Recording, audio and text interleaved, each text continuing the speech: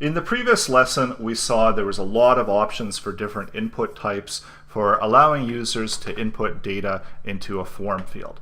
And there are also different elements that allow you to input data as well into your HTML form. So another one that is commonly used is select. So we do select and we give it a name of, so I'm going to just give it a name of SEL and close off that select tag. And then in between here is where we've got to present different options for users, and typically you will set values here because these options need to coincide with having values that get returned. So again, this is the same way as the radio buttons, where we've got different options here for the values that we can set. So it doesn't always necessarily need to be that same one. But if you want whatever value you want to pass over whenever the form gets submitted, this is going to be the one that gets passed over. So it's not the one that's in between the option, it's the one that's set as the value. So here we've got our input type, our drop down here, so it's a drop down selection. If I want one that's already selected right off the bat, so if I want a set 2 as the default selection, then it's going to show up here on 2. Otherwise, it'll take the first one, the first item in the list there as the selection.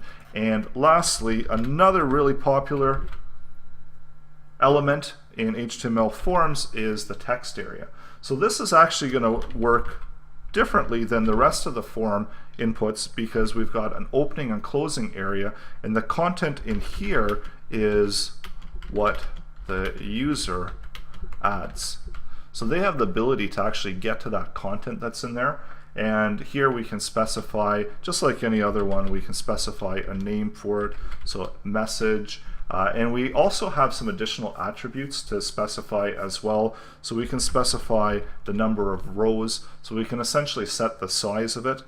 So if we want maybe 20 rows there, makes it really long, probably way too long for this demo, so we'll make it quite a bit shorter.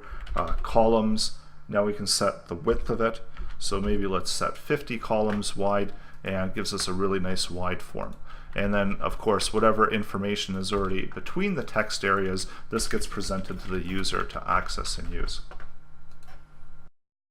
And also when it comes to forms, so we have options to have different attributes. And as you can see, there's a whole lot of attributes here. So we just looked at attributes such as the columns and text area, and here it tells you which form element uses which attributes. So we've got one that's fairly popular, the disabled one, which we could set on input fields.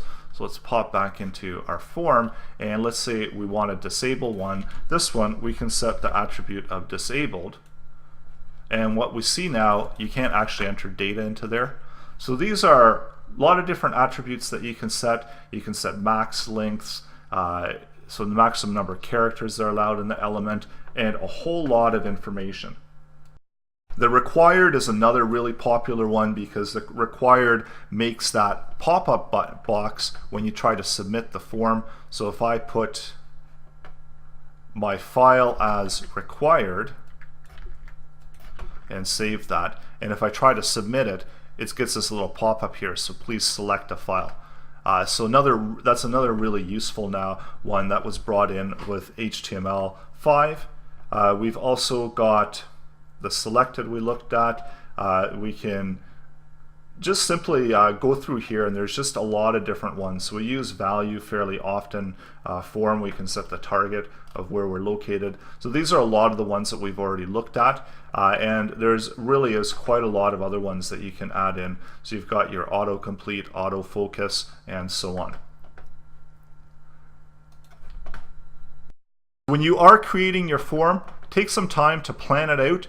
Determine what type of fields that you want to ask, so what type of fields typically would be asked in a form, and what type of information you want your user to provide, and then go ahead and build out the form, selecting any one of these different elements and attributes or combination thereof in order to really style and create your input form for users on your website.